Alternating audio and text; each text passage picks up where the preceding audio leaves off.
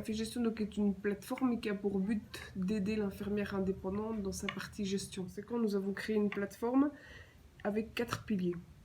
Un pilier de remplacement, un pilier par rapport à tout ce qui est service administratif, un service informatique en créant donc une solution qui s'appelle InfiOffice et un dernier pilier qui est un pilier sur plus du marketing qui est plus au final de pouvoir se faire connaître et de pouvoir faire entendre le statut d'indépendant auprès des patients. Au final, les enjeux, c'est vraiment de pouvoir soutenir l'infirmière et qu'au final, elle tienne le coup par rapport à tous ces changements.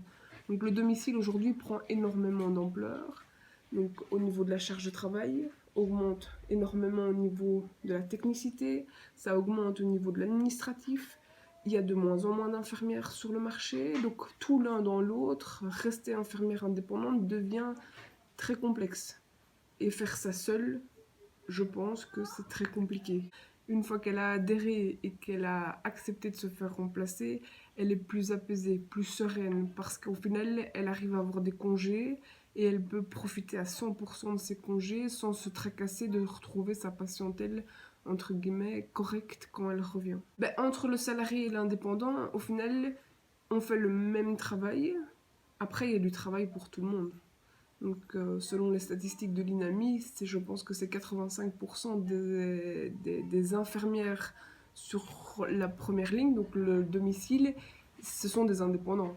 Et le reste, ce sont des salariés. Donc, le vol de patients entre les structures salariées et entre les structures d'indépendants, pour moi, ça n'a pas d'intérêt pour la simple et unique raison qu'il y a du travail et que le nombre de patients à domicile ne fait qu'augmenter. Donc, il y a du travail pour tout le monde. Aujourd'hui, on a une infirmière qui a peur de l'avenir. Peur de l'avenir parce qu'au final, nous avons en effet une loi qui diminue l'hospitalisation.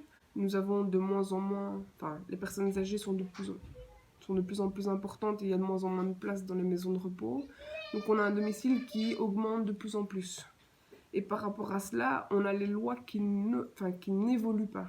Donc on a une technicité qui augmente, avec des lois qui n'évoluent pas, des assurances qui n'évoluent pas. Et donc je pense que ça c'est la première grosse peur de l'infirmière, c'est jusqu'à quel point l'État va laisser faire tout cela en fait. En termes de loi, c'est qu'il faut en fait modifier la nomenclature. Donc l'infirmière travaille sous un système qu'on appelle le système du tiers payant, où tous ces actes ont une nomenclature.